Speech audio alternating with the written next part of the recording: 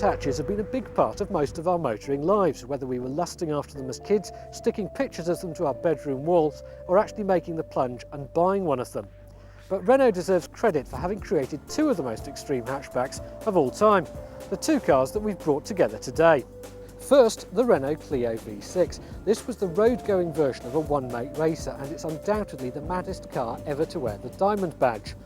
Back where you'd expect to find the rear seats and quite possibly some screaming kids, it's got a 3-litre V6 engine that drives the rear wheels. Early versions had 228 horsepower, but later versions, like this one, had 253. And even 3 years after it went out of production, it still looks amazing. But in its own way, the Megane R26.R is just as mad. Renault Sport have created probably the ultimate hot hatch. They've stripped out trim materials, they've removed the rear seats, they've even fitted Perspex windows. It's not got any more power than the Megane R26, 225 horsepower, but it does have a full roll cage and some super sticky cup tyres. Thanks to those and the mass that's been saved, it's been round the Nürburgring Nordschleife in 8 minutes and 17 seconds. Make no mistake, this thing can claim to be the quickest hot hatch in the world.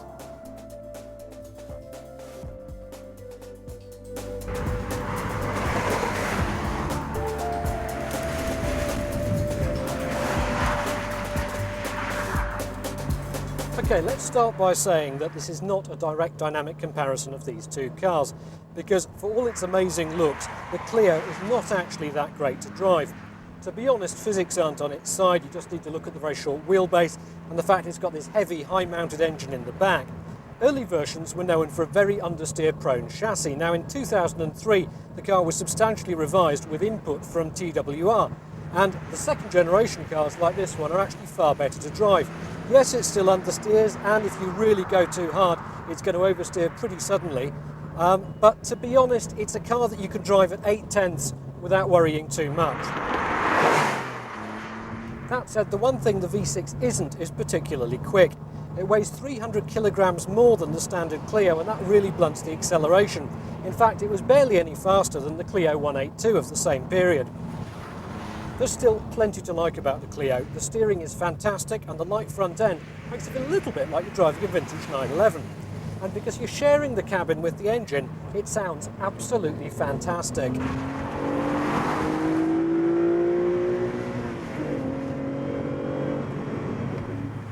The Megane is very different. In fact, it's fair to say you could not find a car that could deal better with the Welsh B-Road for less than twice the price of the R26R. This thing is seriously impressive. Not only has it got the sticky Toyo tyres and a limited slip diff, it's got a really nicely sorted chassis.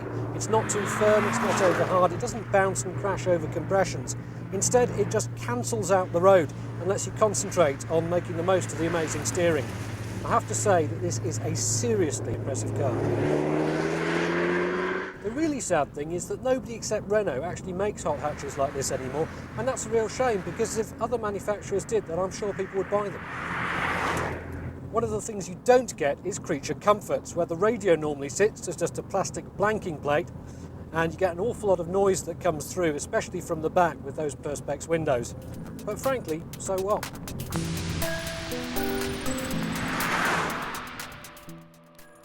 Two cars, two classics. The Clio V6 is already well on the way to cult status. If you want to find a good example of the second generation version, like this one here, you're going to have to fork out more than 15 grand. But I reckon that the R26R is actually just as deserving of classic status. In a few years' time, people are going to look back on this as one of the greatest front-wheel drive performance cars ever produced. Two very different cars, but in their own way, both are brilliant.